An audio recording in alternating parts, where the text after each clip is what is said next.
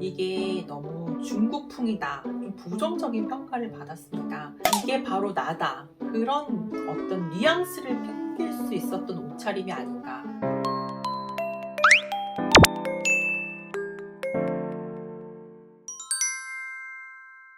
사실 그 두 배우의 드레스에 대한 평가가 좀 엇갈렸잖아요.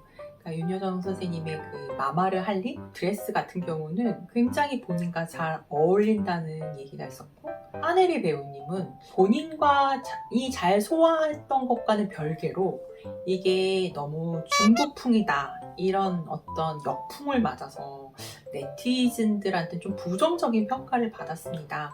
옷차림이라는 게 어떻게 보면 나의 기호일 수도 있지만 되게 사회적인 어떤 반향과 밀접한 영향을 준다는 것을 알 수가 있었는데요. 개인적으로 그 윤여정 선생님의 옷차림 같은 경우는 이게 바로 나다. 그런 어떤 뉘앙스를 풍길 수 있었던 옷차림이 아닌가.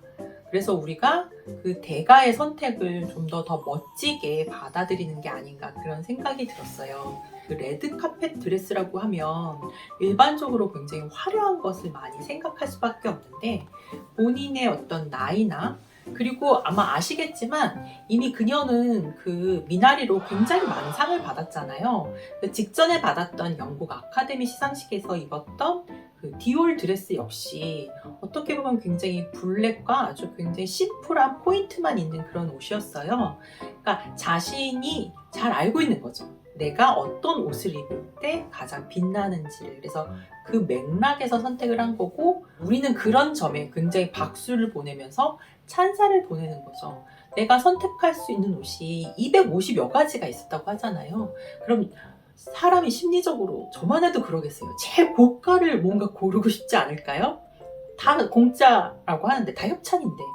그런데 입어보고 가장 나다운, 비용과 가격과 상관없이 가장 나다운 옷을 선택하겠다라는 그 자신감이 오히려 MZ세대의 마음을 울린 게 아닌가, 그런 생각이 듭니다. 그 윤여정 쌤의 그런 어떤 지금까지의 옷의 스타일을 보면 굉장히 블랙 앤 화이트 위주로 선택을 해오셨어요. 거기에 약간의 주얼리로 포인트를 준 거. 연세와 관계없이 팔다리가 길고 가늘기 때문에 옷차림을 굉장히 잘 받는 스타일이잖아요. 그래서 오히려 요즘 말로 하면 눔시크라고 해서 그냥 평범하지만 그 안에 약간의 디테일 때문에 엣지스러워 보이는 그런 거 아마 느끼셨을 거거든요. 본인의 트레이드 마크인 굉장히 작고 동그란 안경, 회색으로 멋있어진 어떤 머리, 이런 거로 굉장히 포인트를 주셨던 것 같아요. 그런 모습이 훨씬 더 정갈해 보이기 때문에 많은 찬사를 받은 것 같고, 좀 개인적으로 하늘이 씨는 너무 지나치게 네티즌한테 혼쭐이 나고 있는 거 아닌가, 그런 생각이 좀 드는데, 레드라는 게 굉장히 여자를 화려해 보이고 예쁘게 보이는 색깔이고 본인의 피부톤이랑도 잘 맞잖아요.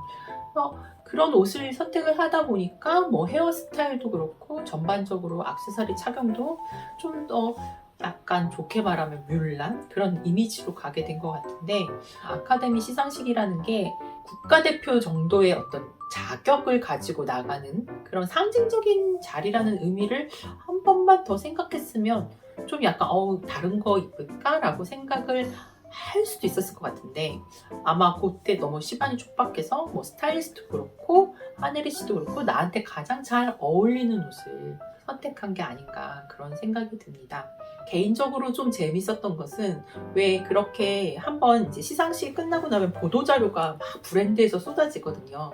근데 의외로 마마르 할림이라는 브랜드 자체가 우리나라엔 크게 인지도가 있지 않았으니까 수혜자는 윤여정 쌤이 들었던 그 클러치 있죠. 로저 비비의 클러치가 굉장히 돋보였고요. 그냥 개인적으로 조금 안타깝고 좀 아쉬웠던 것은, 드레스가 길다 보니까 신발은 보테가 베네타 신발을 신으셨다고 이제 기사에 캡션에는 나오는데, 어디에서도 한 번도 보이지 않았던 보테가 베네타 신발이, 저는 그 신발에 제 감정이 빙의돼서 좀 안타깝더라고요. 그래서 보테가 베네타 신발도 신으셨다는 것을 이 자리를 빌어서 한번 말씀드리고 싶습니다.